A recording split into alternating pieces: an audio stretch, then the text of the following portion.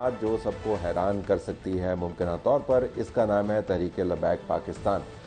याद रहे कि मौजूदा सूरत हाल में तहरीक लबैक पाकिस्तान उन जमातों में से एक जमात है जिन्होंने पाकिस्तान भर में सबसे ज़्यादा कैंडिडेट्स खड़े किए हैं। यह भी याद रहे कि 2018 में लाहौर के तमाम हलकों से इस जमात ने अपने कैंडिडेट्स खड़े किए थे। तहरीक लबैक ने मुल्क भर से 22 लाख से ज़ायद वोट लिए। वोटों के एतबार से पाकिस्तान में ये 5वीं बड़ी जमात थी। कौमी असम्बली में डाले गए मजमूई वोटों का तनासब इतना ज़्यादा नहीं था, मगर फिर भी 4.1% के तनासब से तहरीक लबैक ने अपना लोहा मनवाया। पंजाब में इनकी हालत इससे बहुत बेहतर थी। वोटों के एतबार से तीसरी बड़ी जमात बनी और पंजाब के मुख्तलिफ अजला से 16,90,000 वोट हासिल किए। आपको ये भी बता दें कि पंजाब से कौमी असम्बली की 141 नशिस्तों में से 139 पर अपने उम्मीदवार खड़े किए थे, जिसमें से तकरीबन निस्फ ने तीसरी पोजीशन हासिल की। साद रिजवी जो एक शोला बयां मुकर्रर हैं, उनका ख्याल है कि इस मरतबा उनकी जमात ने फटे चक देने हैं। हमने साद रिजवी से इंटरव्यू का बंदोबस्त किया और मुख्तलिफ मामलात पर उनके स्टूडियो में बैठकर उनसे बात की। इस मरतबा इंतखाबात की जो तैयारी है वो पिछले इंतखाबात से कितनी मुख्तलिफ है, इसके ऊपर अगर आप हमें बताएं कितने कैंडिडेट्स फील कर रहे हैं, कहाँ कहाँ से? खुद तो आप शायद 2 कौमी असम्बली की नशिस्तों से लड़ रहे हैं। जी बिस्मिल्लाहिर्रहमानिर्रहीम, बहुत शुक्रिया। जो इलेक्शन है वो 2018 से 2023 तक हमने ग्राउंड पर वर्किंग की है और बाकी तमाम जो चीज़ें हैं, आलात हैं, वो सोशल मीडिया हो, सियासी मीडिया हो, किसी वहाँ तक तो हमारी रसाई जहाँ तक मुमकिन हुई हमने की है। लेकिन हमने ग्राउंड पर वर्किंग की, अल्हम्दुलिल्लाह हम पहले से ज़्यादा ज़ोर और पहले से ज़्यादा तादाद में और पहले से ज़्यादा तरीके से हम आए हैं इलेक्शन के अंदर। और हमने ये ऐलान किया था तहरीक लबैक पाकिस्तान ने कि इलेक्शन जिस वक्त भी होगा तहरीक लबैक तैयार होगी। और तो हमेशा ही आप तैयार रहते हैं, तो रैलीज तो आपकी चलती रहती हैं, काम इलेक्शन के लिए हमने ऐलान किया था कि इलेक्शन जिस वक्त भी कराएं, हमारी यह है कि आइन के मुताबिक कराएं दें। अगर उसमें भी कोई रास्ते निकाले गए तो भी जिस वक्त इलेक्शन का ऐलान होगा, वो 30 दिन में हो, 60 दिन में हो, 90 दिन में हो, तहरीक लबैक तैयार होगी। 2 हलकों से इलेक्शन के लिए मैंने खुद कागज़ जमा करवाए हैं। बहरहाल ये समझें कि तहरीक लबैक करेन का जहाँ से निशान है, वो मैं हर जगह वहीं खुद लड़ रहा हूँ इलेक्शन, और मेरी जमात लड़ रही है। तकरीबन आप मुझे बता रहे थे 88 या 90% हलकों पर आपने अपने कैंडिडेट्स जो हैं वो खड़े। जी, सिंध में तकरीबन 85%, पंजाब में 95% और बलूचिस्तान में तकरीबन 55% और KPK में भी तकरीबन इस टाइम है 57%। 2018 के इंतखाबात में तज्जियाती तौर पर आपकी जमात को मुतारफ़ करवाया गया आपकी अपनी कारकर्दगी ने। 5वीं बड़ी जमात वोट लेने वाली पाकिस्तान में, तीसरी बड़ी जमात वोट लेने वाली पंजाब के अंदर, और 22 लाख के लगभग आपका वोट, 17 लाख के करीब जो है वोट आपको पंजाब से आपने लिया। कुछ 60 की सीटें ऐसी हैं क्रूशल जिसके ऊपर आपके वोट की वजह से उम्मीदवार हारे या जीते। तो इस मरतबा आप नंबर्स पर आपकी नज़र होगी कि नंबर्स हमें हकीकी नंबर जो हैं पार्लिमान के अंदर, असम्बली के अंदर आपकी प्रेजेंस होनी चाहिए? देखें, हम तो जीतने के लिए आए हैं, हम तो जीतने के लिए हैं, लेकिन हक़ाइक़ भी हमारी नज़रों से ओझल नहीं है। हम हक़ाइक़ पर बात करते हैं। बहुत सारी ऐसी जगह हैं जहाँ पर हमने मेहनत की है और जहाँ पर हमारे लोगों ने पिछले 5 साल वर्क किया है, लोगों से ताल्लुकात रखे हैं, लोगों से बातें की हैं। अब देखें कि अगर आप इलेक्शन फेयर हों और सारे मामलात हों, तो जीत हार से बिला मुबालगा हम मुकाबले के लिए आए हैं और इंशाल्लाह मुकाबला करेंगे। पहले भी मुकाबला किया है हर मैदान में, कोई भी मैदान हो, तो इंशाल्लाह अब भी मुकाबला करेंगे। और हमारे लोगों ने बहुत वर्क किया है, मेहनत की है। देखें, कौम की जो बुनियादी वजह है ना कि वो वोट क्यों देती है, वो कहती है कि मुश्किल वक्त में हमारे साथ खड़े रहे। ये एक पहला है कि मुश्किल वक्त में हमारे साथ कौन खड़ा है। तो देखें, कोरोना आया, मुश्किल वक्त तरीन वक्त था, तहरीक लबैक खड़ी रही कौम के साथ। आपने देखा होगा कि हमने एक वो राशन घर तक पहुंचाओ की एक मुहिम चलाई, जब सारे मास्क लगाकर और जनाब वो क्या कहते हैं उसको, अंदर घरों में अपने आप क्वारंटीन किया हुआ था। उस वक्त भी हमारे कारकुन, वर्कर, जिम्मेदार, हर ऊपर से लेकर नीचे तक मैदान में था। फिर उसके बाद सैलाब आया, आपने देखा वो हमने कितनी बड़ी कैंपेन की। लोगों को, हमारे पास जो नंबर्स हैं वो तकरीबन 9.5 लाख के करीब लोग हैं और बाकी जो 2.5 लाख हैं वो तकरीबन इतने लोगों को हमने रेस्क्यू किया है, यानी खाना पहुंचाया, पानी से निकाला, टेंट फराहम किया घर तक। ये हमारे पास नंबर्स हैं, वो सारे हम दिखाने के लिए भी तैयार हैं।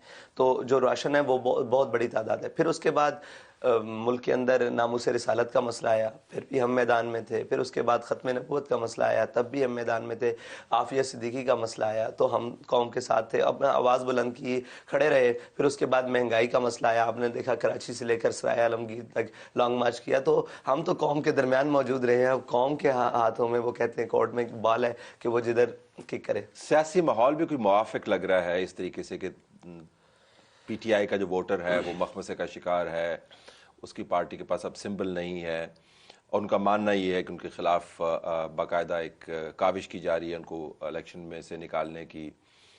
نون لیگ کے اوپر پی ڈی ایم کی حکومت کا بہت بڑا بوجھ ہے، پیپلز پارٹی زور لگا رہی ہے لیکن وہ بھی پی ڈی ایم کی حکومت کا حصہ رہی ہے، تو آپ کو لگتا ہے کہ اس مرتبہ آپ کے پاس ان ووٹس کے علاوہ جو آپ کے تحریک کے ووٹس کے ساتھ جڑے ہوئے ہیں کینڈیڈیٹس کے ساتھ، اور ووٹس بھی آپ لینا چاہیں گے؟ کس جماعت کا ووٹ بینک توڑنے کا یا اس کو حاصل کرنے کا آپ کے پاس ہے کوئی تجزیہ اس پر؟ دیکھیں، ہم آخر سے شروع کرتے ہیں پیپلز پارٹی سے۔ بلاول صاحب اب نواز شریف صاحب کے خلاف باتیں کر رہے ہیں، اور مطلب کھلے عام مطلب یہ کہہ رہے ہیں کہ ہم اس کو چوتھی بار وزیر اعظم نہیں دیکھنا چاہتے، اور یہ وہ۔ میں آپ کو یہ گارنٹی سے کہتا ہوں کہ بلاول بھٹو اور پیپلز پارٹی کے ووٹوں سے ہی نواز شریف وزیر اعظم بنے گا، یہ بات طے ہے۔ اگر کس نے طے کیا؟ یہ کس نے طے کیا؟ یہ انہوں نے خود طے کیا ہوا ہے۔ آپ دیکھیں، ہم ماضی دیکھ کر حال کا فیصلہ کریں گے نا، تو پی ڈی ایم کی گورنمنٹ میں جو وزیر اعظم بنا وہ شہباز شریف ہے، اور شہباز شریف کس کے ووٹوں سے وزیر اعظم بنا؟ پیپلز پارٹی کے ووٹوں سے۔ نواز شریف 2013 میں کس کے ووٹوں سے وزیر اعظم بنا؟ تو ہم ماضی دیکھیں گے، وہ حال میں مستقبل میں تو جو ابھی جو وہ کہہ رہے ہیں تو آپ کے خیال میں یہ طے ہے، یہ نورا کچھ تھی، یہ تو طے ہو کے یہ گورنمنٹ سے باہر آئے ہیں نا، یہ بات طے کر کے آئے ہیں کہ ہم باہر جا کے الیکشن علیحدہ علیحدہ لڑیں گے اور اندر آ کے پھر مل کر کھائیں گے۔ وہ کہتے ہیں دکھانے کے لیے، یہ کھانے کے لیے، تو یہ مل کر ہوگا۔ تو یہ تو ہوگی پیپلز پارٹی۔ یہ پیپلز پارٹی۔ اب آ جائیں پی ٹی آئی۔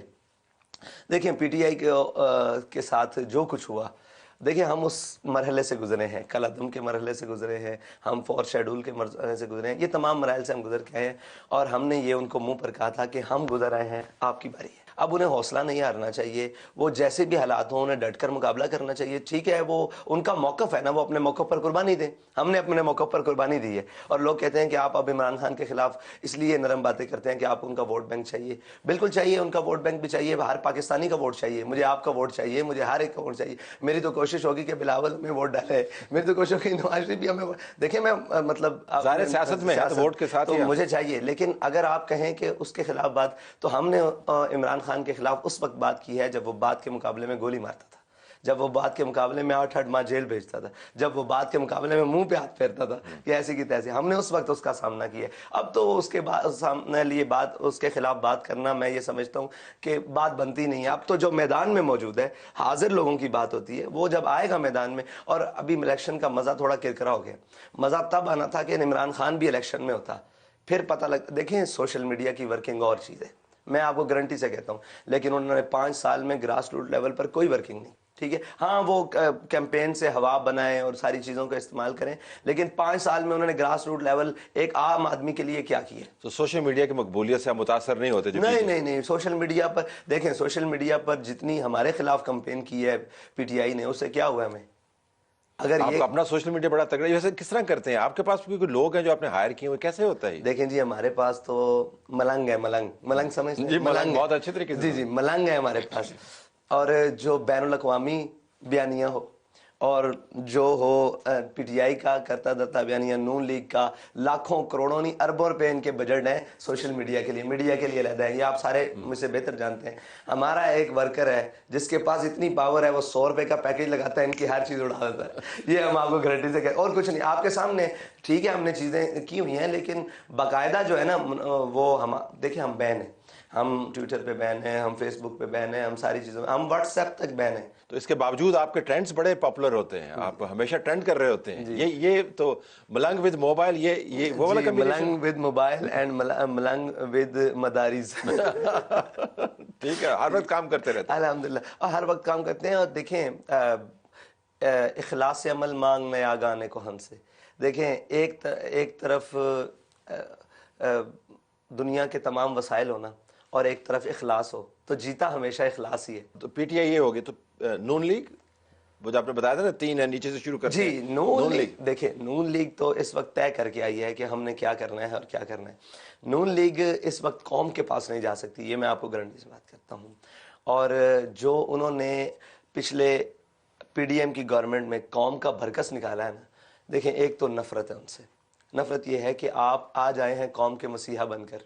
قوم کو جب آپ کی ضرورت تھی آپ کا پہلا حق یہ تھا کہ آپ قوم کے ساتھ وقت گزارتے. میں یہ سمجھتا ہوں کہ اگر نواز شریف جیل سے, لندن سے نہیں, اگر جیل سے مینار پاکستان آتا تو منظر کچھ اور آتا.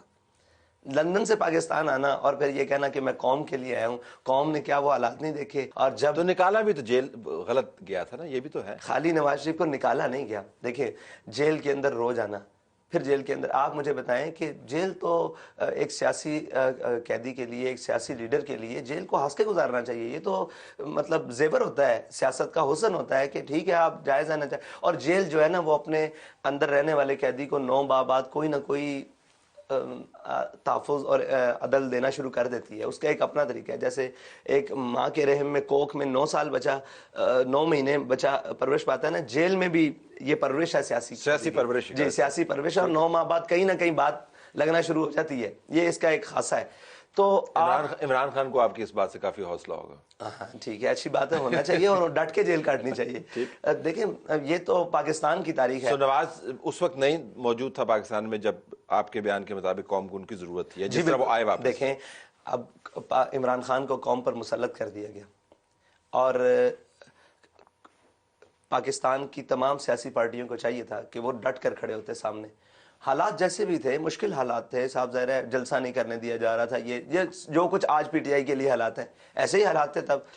ون سائیڈڈ اور کہا جا رہا تھا کہ 8 مہینے تک پازیٹیو رپورٹنگ کریں. یہ ساری باتیں ہم بھولے نہیں ہیں, ٹھیک ہے, یہ ساری باتیں موجود ہیں.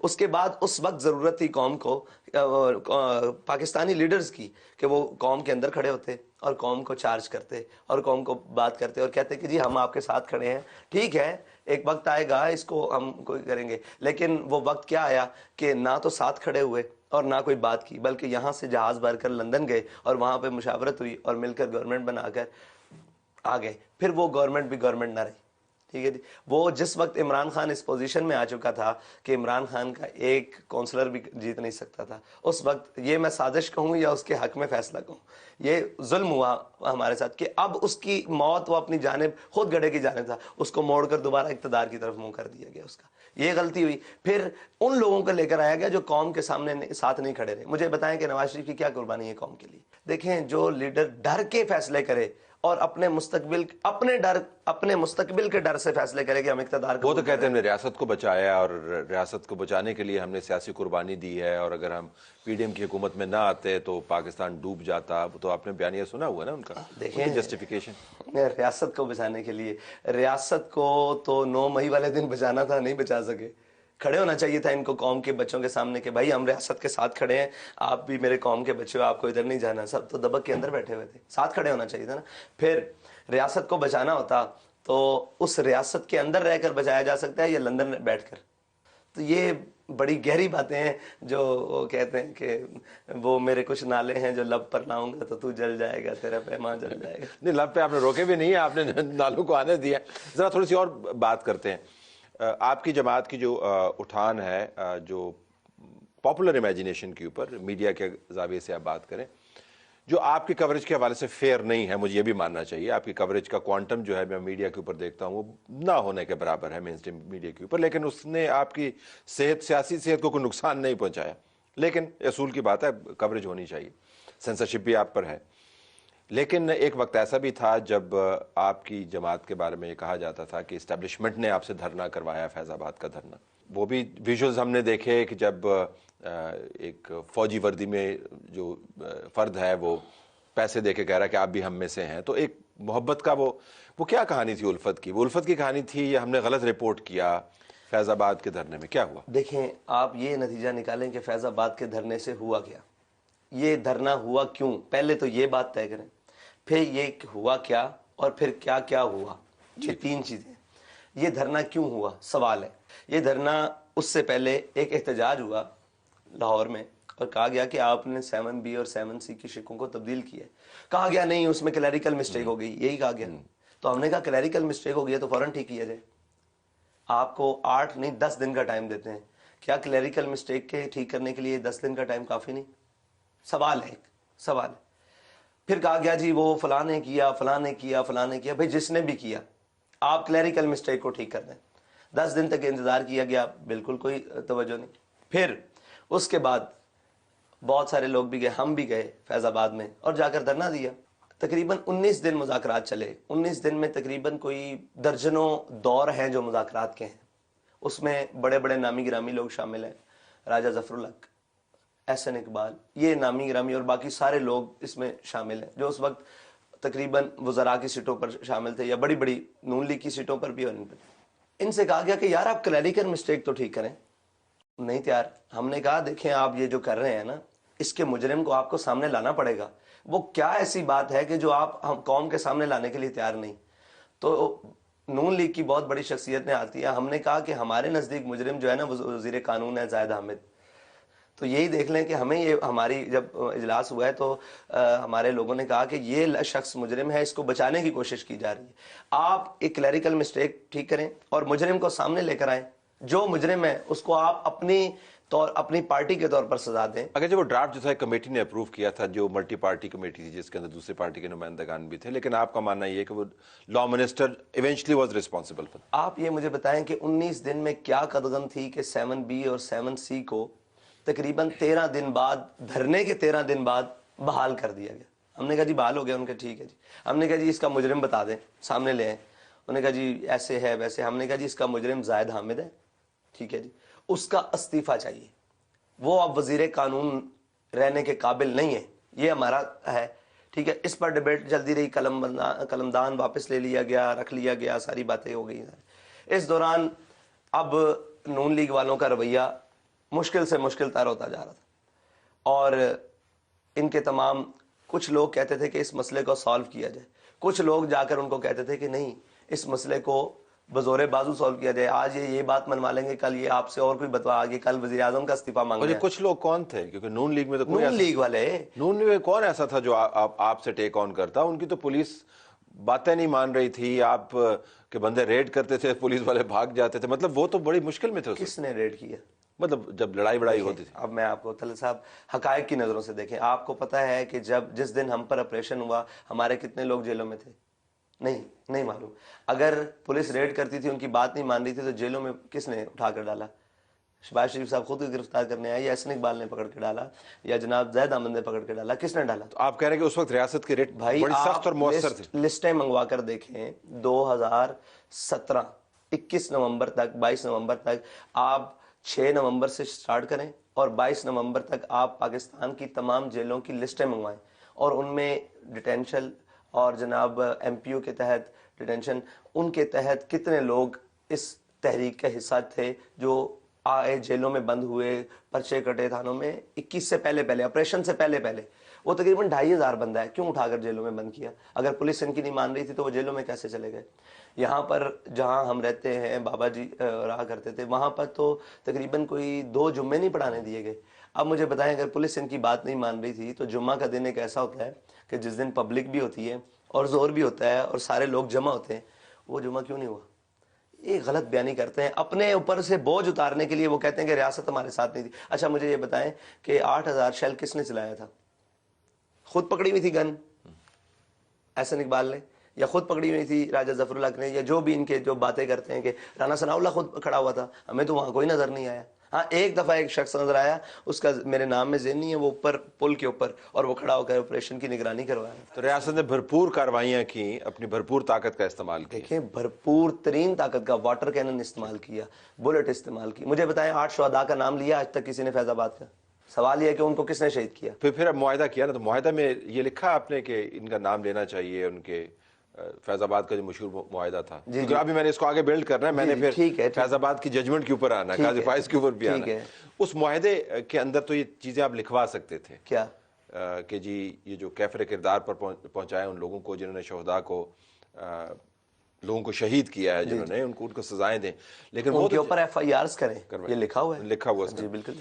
تو اس کے بعد اس کے اندر پھر جنرل باجوہ کی تعریف بھی ہے، جنرل فیض نے اس کو سائن بھی کیا ہوا تھا. یہ لوگ ہاں کہ ان کو کہ مدد انہوں نے کی اور بڑا اچھا انہوں نے کردار ادا کیا، اس قسم کا ایک جملہ ہے میرے خیال میں. آپ نکالیں پھر ہم دیکھتے ہیں اس کے اوپر کیا لکھا ہوا ہے کہ ہم جملہ دیکھ لیتے ہیں، ہو سکتا ہے ہو، لیکن میرے ذہن میں نہیں ریفرنس ہے اس کے اندر. نہیں، وہ باوساطت صرف ایک لفظ ہے، باوساطت جنرل فیض. الفاظ جی میں آپ کو بتاتا ہوں تو ان کا سگنیچر ہے. اس کی بات یہ ہے کہ ہمارے سامنے ایک بندہ 19 دن تک کئی دوروں میں بیٹھا ہوا ہے اور وہ کسی بات کو نہیں مان رہا، اور ہم نے بھی ان کو مذاکرات کے لیے نہیں بلایا. ٹھیک نہ ہم تو جانتے نہیں تھے بھی جنرل فیض صاحب کون ہے، جناب احسن اقبال کون ہے اور یہ کون ہے. ہم تو اپنا مدعا لے کر گئے. ہمارے سامنے جو لوگ بیٹھے تھے آخری وقت میں یہ لوگ اپنے لوگوں کے ساتھ آئے، انہی کے ساتھ، اور آ کر کہا کہ ہم آپ سے بات چیت کرنا چاہتے ہیں. تو ہماری طرف سے جو ایک کمیٹی طے تھی جو مذاکرات کرتی تھی، وہ ان کے ساتھ ملنے کے لیے چلی گئی اور ان کے ساتھ ساری باتیں کی. اس میں ہمارے سائن موجود ہیں. ہم اپنا آج تک ان سائنوں کو ڈینائی نہیں کرتے، ہم نے ہی کیے ہیں، ہم نے ہی بات کی ہے. احسن اقبال کے سائن موجود ہیں، وہ بتائیں گے انہوں نے کیوں کیے، نہیں کیے یا نہیں کیے. جنرل فیض کے موجود ہیں، یہ وہ بتائیں گے انہوں نے کیے یا نہیں کیے. ہمارے سامنے جو ساری چیزیں، ہمارے سامنے ڈرافٹ تیار ہوا اور یہ باتیں ہوئی کہ یہ ہم آپ کے ساتھ طے کرتے ہیں. ہم نے جو نہیں ماننا تھا کٹ کر دیا، جو ماننا تھا وہ لکھوا دیا. ہم نے تو اپنے مطالبات پیش کیے. یہ تو حکومت اور ریاست بتائے گی کہ اس نے کیا کیا.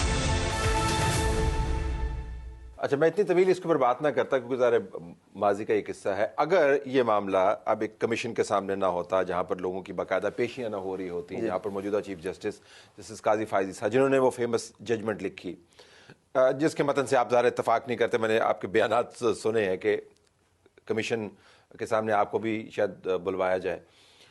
یہ معاملہ آپ کے خیال میں کمیشن کے سامنے جب جائے گا تو تحقیقات ہوں گی، تو اس کے اندر کہا یہ جا رہا ہے کہ ریاست نے اپنی ریٹ کو ایبڈیکیٹ کیا. میں جو آرگومنٹ بل کر رہا تھا وہ، لیکن آپ نے اس کو کہا کہ ایبڈیکیٹ کی طرح کہی. یہ نمبرز آپ دیکھ لیں.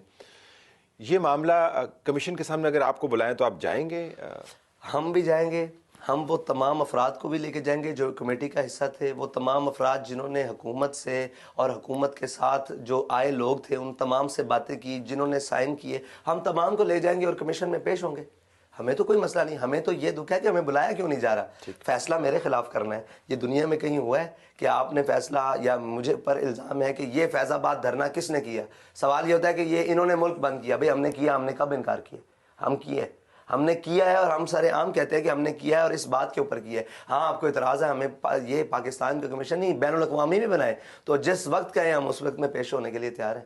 ذاتی حیثیت میں کہیں، وکلاء کے ساتھ کہیں، ان لوگوں کے ساتھ کہیں، ہر وقت تیار ہے. یہ تو بات ہی نہیں. یہ تو ہمیں دکھ ہے کہ ہمیں کیوں نہیں بلایا جاتا. جب الزام ہمارے سر ہے تو ہمیں بلائیں، اس لیے کہ ہماری تاب نہیں ہے کسی کے سامنے.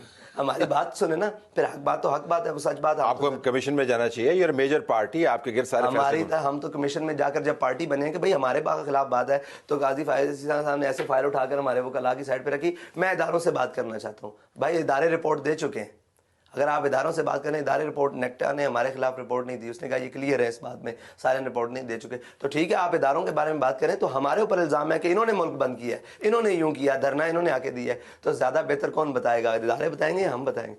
اب ایک سناریو بلڈ کرتے ہیں. بالکل آخر میں آپ پارلیمان کا حصہ بن گئے ہیں، آپ سیٹ جیت گئے ہیں. میں مستقبل کی بات کر رہا ہوں کیونکہ ظاہر ہے جیت بھی ہو سکتی ہے، ہار بھی ہو سکتی ہے. اب آپ پارلیمان کے اندر ہیں اور آپ کے رفقا بھی بیٹھے ہوئے ہیں وہاں پر.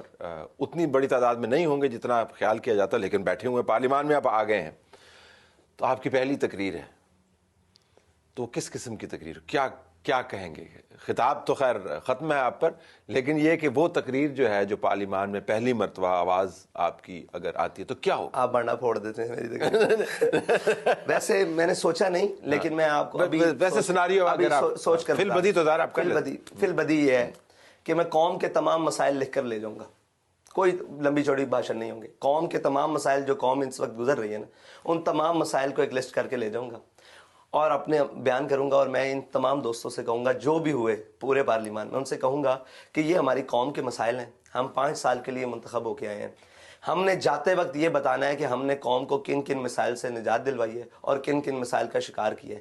اگر ہم اس لسٹ میں سے قوم کو مسائل کو نکال کر وسائل تک لے گئے تو ہم کامیاب ہیں، ورنہ آپ بھی قوم کے مجرم ہیں، اس دنیا میں بھی اور آخرت میں بھی میں بھی مجرم ہوں. یہ میری پہلی زبردست تقریر ہوگی. دائیں بائیں آپ کے وہ لوگ بیٹھے ہوں گے جن کے اوپر آپ بڑی تنقید کرتے ہیں اپنے جلسوں کے اندر، تو آپ ان سے مخاطب ہوتے ہوئے کیا کہیں گے؟ کہ یہی کہوں گا میاں نواز شریف جو بھاگ گیا، بلال بھٹو زرداری جو ہے جو طے کر کے، ایسے تو نہیں کہیں گے نا پھر آپ کو اس نظام کے کے مطابق ہی پھر چلنا دیکھیں ہوگا؟ نظام کے مطابق میرا اپنی زبان کے مطابق چلنا ہوگا، اپنے کردار کے مطابق اور اپنے افکار کے مطابق چلنا ہوگا. باقی وہاں میں اگر وہ کوئی بات ہوگی تو پھر میں بھی ہوں گا اور وہ بھی ہوں گے. اگر وہ کوئی بات غلط کریں گے تو یہ تو نہیں ہو سکتا کہ پھر میں چپ کر کے بیٹھوں گا، یہ تو نہیں ہو سکتا. جب آپ اگر پارلیمان میں ہوئے اور آپ کی پہلی تقریر ہوئی تو میں گیلری میں ضرور بیٹھا دیکھ رہا ہوں. آپ کی محبت ہے، لیکن میں قوم کے مسائل لے کر جاؤں گا. اگر ہم نے کم کر دیے تو ہم قوم کے سامنے سب سرخرو ہیں. اگر ہم نے اضافہ کیا اور کم نہ کیا اور جوں کے توں رہے تو پھر ہم قوم کے مجرم ہیں. بہت شکریہ. سعد رضوی پر امید ہیں تمام جماعتوں کی طرح، اور ان کا خیال ہے کہ پاکستان تحریک انصاف سے ہٹنے والا ووٹ ان کے پاس آ جائے گا اور ان کی واہ واہ ہو جائے گی. الیکشن کے دن پتہ